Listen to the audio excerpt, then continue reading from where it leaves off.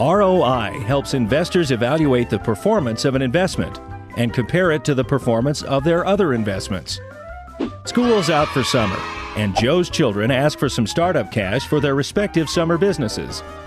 Joe gives each child $100. In return, they must split their profits 50-50 with Joe at the end of the summer. Joe's daughter opens a lemonade stand. Joe's son buys a lawnmower. As the summer progresses, the children work hard at their businesses. Joe's daughter sells many cups of lemonade, and his son mows every lawn in the neighborhood. At the end of the summer, Joe's son has earned $500. Joe receives $250. Subtracting his original investment of $100, Joe is left with $150 profit, an impressive 150% return on investment. Joe's daughter has earned $1,000. Joe receives $500, minus the $100 original investment, and that's $400 profit, a whopping 400% ROI. Joe earned $4 for every $1 he invested. Joe's daughter provided the best ROI. ROI is one of many measures that help investors evaluate investments.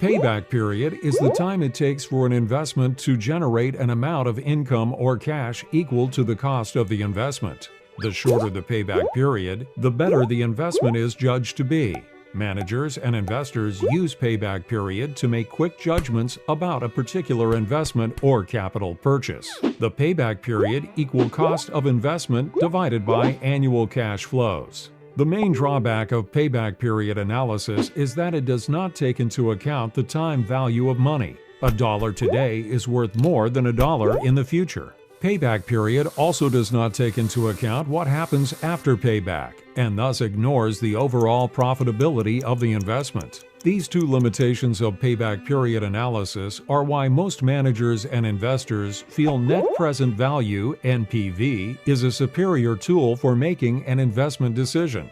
Sonny owns a golf cart manufacturing business in Texas. Sonny's business uses a lot of electricity, and the monthly electric bill is very high. He wants to reduce his bill and is thinking of installing solar panels on the roof of his manufacturing building. It will cost $90,000 to buy and install solar panels. With the panels installed, Sonny estimates his electric bill will have a savings of $24,000. Dividing the total cost of the solar panels, $90,000, by the annual cash flow, $24,000, the payback period is 3.75 years. So in 3 years and 9 months, Sonny will not only reduce his carbon footprint, but also start seeing the benefits of his investment on his electric bill.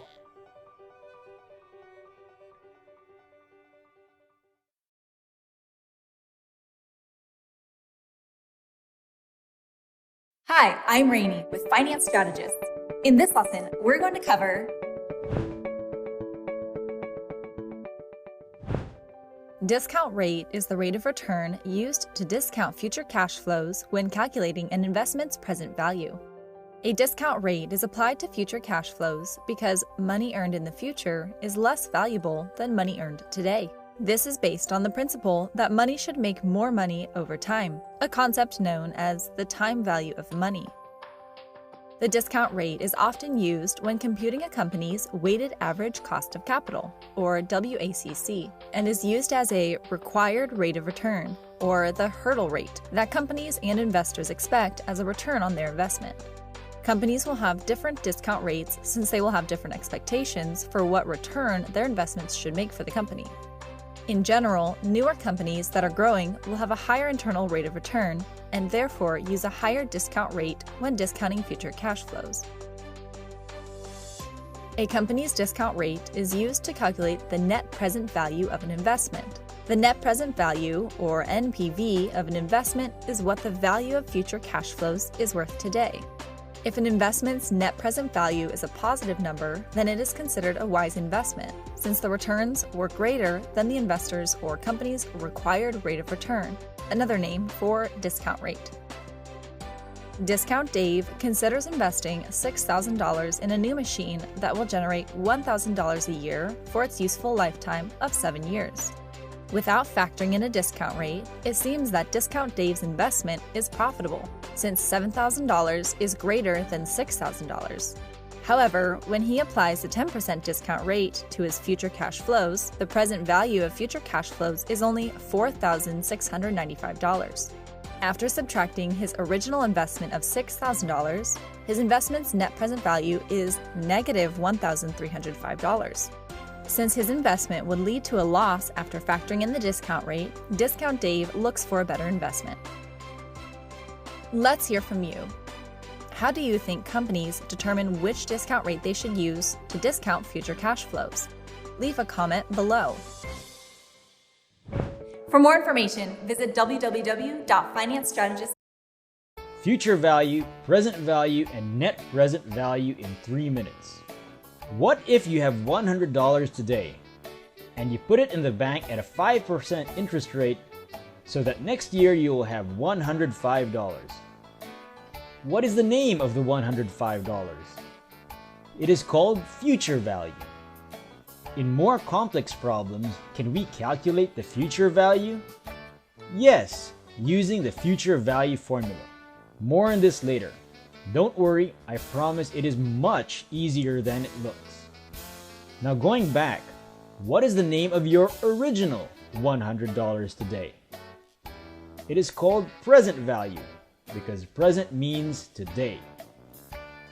Okay, now what if we only know the future value? Can we calculate the present value?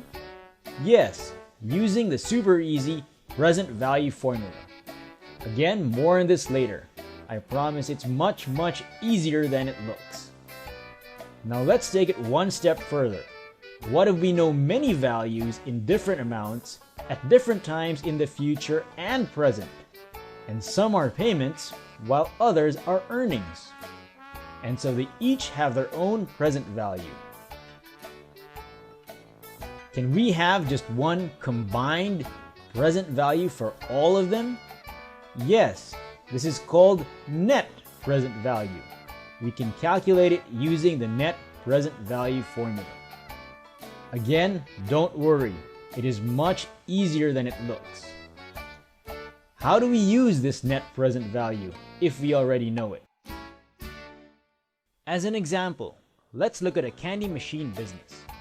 Let's say you pay $100 for a candy machine today, and you earn $150 from candies next year. And then you earn back $70 from selling the old machine after 2 years. If the net present value is positive, then it's a good, profitable decision to do this candy machine business. It means that the present value of earnings is bigger than the present value of payments. So you win. But if the net present value is negative, then it's a bad decision to do this candy machine business. It just means the present value of earnings is less than the present value of payments. So you lose. That's all there is to this basic concept. Easy. Hi guys, welcome to the super easiest video on net present value calculation. You will be shocked. Remember, you can always go back to my website for more free videos. Alright, if I go too fast in this video, no problem. Just watch my slower video by following the instructions down here. Alright, so I'd like to start with the word net. What do we mean by net? Well, it's usually the result of different amounts combined. Let's say you are at an expensive restaurant and the food is $100, but you have a $15 discount. Then we can say that the cost is, or the price is, $85 net. Okay, so now how do we apply that to business? Well, let's say that you gave your friend $100 today under the agreement that you will get back $105 next year. Okay, so I write this down as negative because you're paying it, and this is positive because you are receiving it. So in this case, you have a net value, a simple net value of $5. Where do we get the $5? Well, 105 less 100 is $5. Does this look like a good deal to you? I think it seems like a great deal, because you give 100, you get back 105, you gain 5. However, this is only the net value. It is not yet the net present value. Present means today. And when we think about the net present value, because present means today, we have to think about the time value of money and interest rates in the market right now. So let's just pretend that interest rates right now, given by the bank or any other risk-free place like the government, let's pretend that interest rates are at 6%. Okay, so what does time value of money mean? It means that $1 today is worth more than $1 given to you tomorrow. And isn't that true? Wouldn't you prefer that I give you $1 today instead of promising to give you $1 tomorrow? Even if my promise was good, you'd prefer to have the $1 given to you today. Why? Well, because, for example, $100 or $1, whatever, let's just say $100 put in the bank today at a 6% interest will be worth $106 next year. That's the same as saying if bank interest is at 6%, then $106 given next year is the same as only $100 given today. You see? So then, now that we know that, how do we get the net present value? Well, it's very simple. The first step is this. Boom! What is this? What are these scary numbers over here? Well, if you don't already know, this is the simple present value formula. Okay, the simple present value formula. And what makes it different from the net present value formula over here? Net. This one is simple. Well, this is for one number, okay, instead of a combination of numbers. When we say net present value, we're talking about a combination, remember? So that's the difference between simple and net, okay? So where do these numbers come from? Well, very simple. This $105 comes from here. This 0.06 represents the interest rate over here. And the negative one over here represents this 1 year over here. As simple as that. Now, first important question, why is it 0.06? Okay, why not 0.6? Well, remember, in percentages, 6% is written as 0.06. Okay, if you wrote 0.6 here, that would be 60% and not 6%. Okay, why is it a negative one over here for this 1 year later? Well, remember, we're trying to get the present value or the net present value of these two amounts today.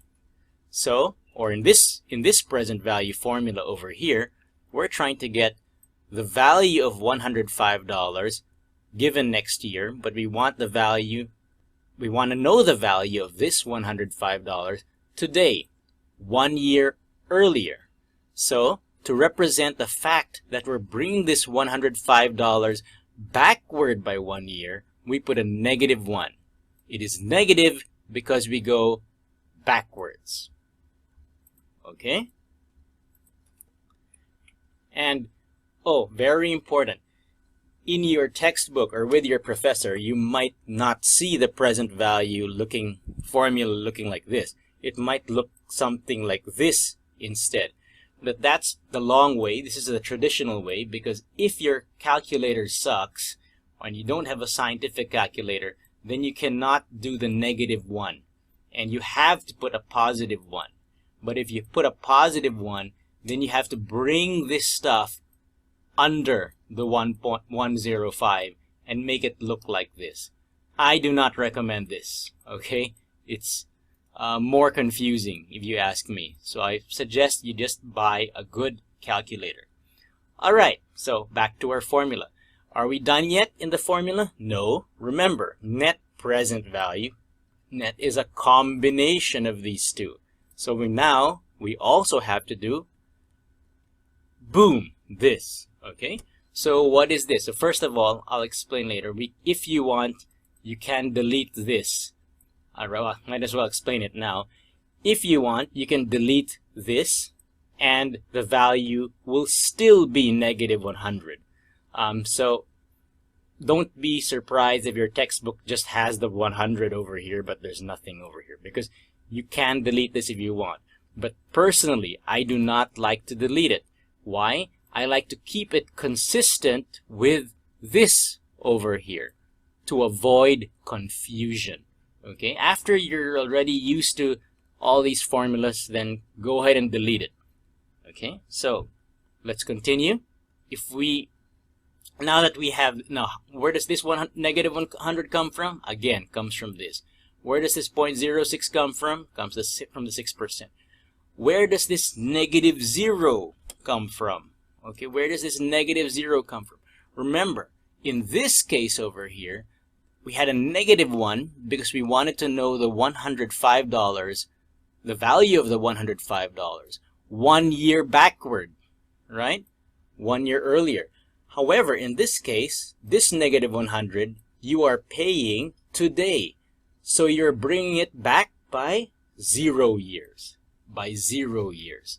So that's why I have a negative 0 over there. But like I said, you can delete that if you want. You can delete this whole thing if you wish, and the value will still be the same at negative 100. But I prefer to keep it so that it's consistent and not confusing. Alright, so now using our scientific calculator, okay, we get this. Boom! Right? 105 multiplied by 1.06 raised to the negative 1, we get 99.06. What does this mean? This simply means that 99.06 is the present value of 105. If we take interest rates into account, then $105 given next year is the same as $99 given this year. Okay? Next step, let's simplify this. Simplify this. Boom. Okay. There we go. You see that? So this is what I mean by you can delete the 1.06 if you want, because as you can see, when we simplify this whole thing, it comes out the same as this. Alright, so there we have it. We now have our net present value formula.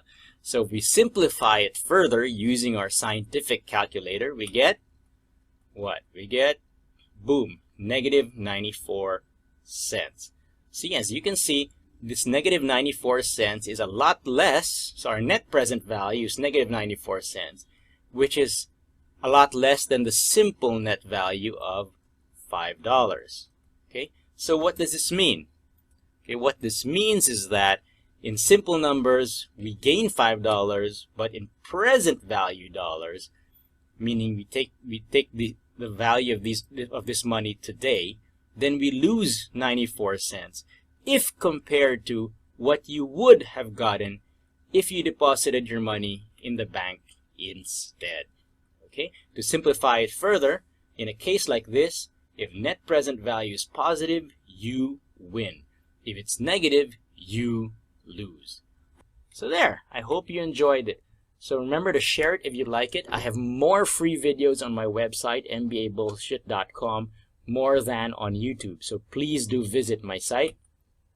You can also see my videos on YouTube, follow me on Facebook and on Twitter.